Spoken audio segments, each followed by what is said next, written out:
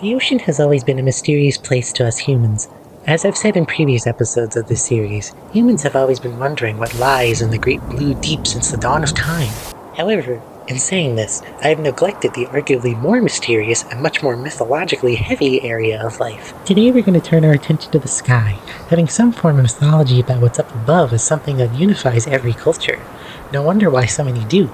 From the sun, to the stars, to the fact that water just randomly falls sometimes, the sky is a strange place which can only really get the imagination going. Rather than focusing on celestial bodies though, I want to talk about the rain and storms.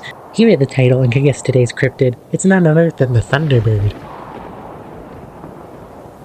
This cryptid is going to be presented differently from the previous ones covered. While say the black carpet was part of internet folklore, or the Anfield horror, a flash in the pan caused by one person, stories of the Thunderbird span across thousands of years. Depending on the folklore too, it could be Thunderbirds. It's just a lot to look at, so I'll start out like this. The first half of this video is going to cover the folklore side of the Thunderbird, and how it appears in oral tradition.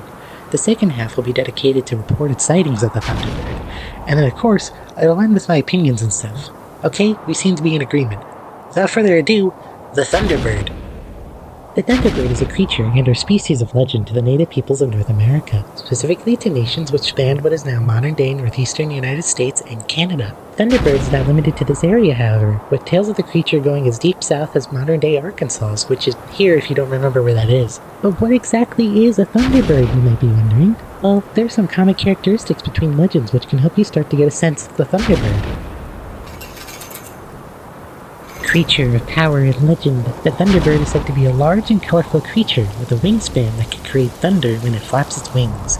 It can also breathe fire and produce lightning from its eyes. Typical native art depictions look like this, but you know me, here's my silly little doodle. Now this is a very basic and watered down description, but again, there's a ton of folklore surrounding this thing. If I could go over it all, I would. Unfortunately though, I did have to handpick stories. To begin, let's look at the groups that the Thunderbird is most associated with. The people which the Thunderbird seems to be most associated with are the Algonquin people of modern-day Canada. Now, Thunderbird can go by many names, but the agreed-upon modern-day spelling of the Algonquin word is one in the Ojibwe language, since both are closely related. This word is Benesi, or Benesewag. The word can literally mean the Great Bird. According to the Algonquin mythology, the world is split into the upper and lower worlds.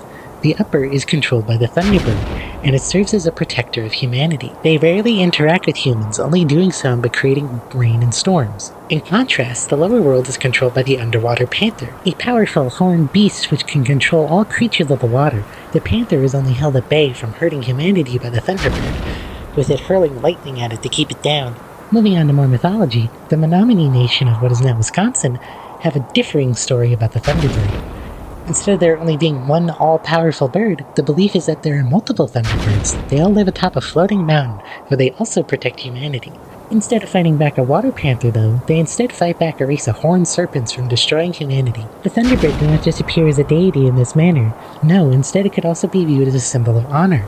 Staying in Wisconsin, I know, scary sentence, the Winnebago people believe that a man who sees a vision of the Thunderbird during a fast is destined to become a great war chief. Now that we've looked into some mythology, let's take a look at the Thunderbird when it comes to the modern day. Sightings of large birds in North America still surprisingly occur. It is important to note, however, that the term Thunderbird has been watered down in recent times. Instead, it is now used to describe any large bird seen in North America, with much of these birds deemed deep black in color. These stories also just seem to come from people in forum posts or random articles with no sources. There's unfortunately no reliable source when it comes to sightings. This first one comes from the What Lies Beyond forum, posted by user Graveyard Bride back in 2013. My husband was driving home early this morning, October 2nd, 2013, and pulled off a Highway 30 on the last exit headed for West Ames, Iowa. He said he got to the top of the exit ramp, turned right, and came up to another stop sign on Lincoln Highway. He stopped the car there instead of proceeding because he saw a great giant black bird take off on the ground in a cornfield across the road.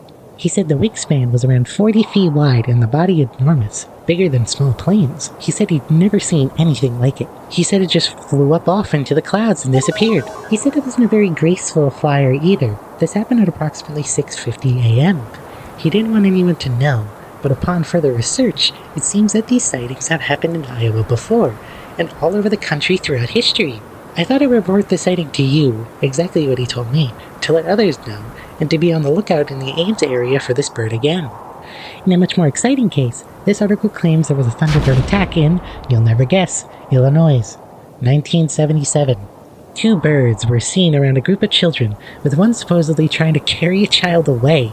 A quote from this incident: "It had a white ring around its half-foot-long neck. The rest of the body was very black.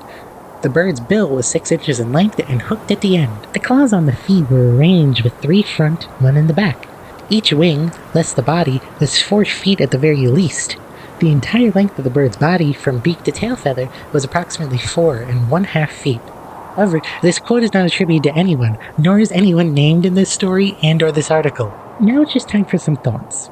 I said thoughts, not theories, because I feel like I need to get something out of the way. These sightings are called Thunderbird sightings because they are just large birds. They have zero connection to the Thunderbird of legend. So how these two got connected, I don't know. Either way, I guess I need to mention this photo of Argentavis, an extinct bird species with a wingspan of about 1.5 meters to 6.5 meters, or 16.9 feet to 24.1 feet. These birds lived roughly around 6 million years ago.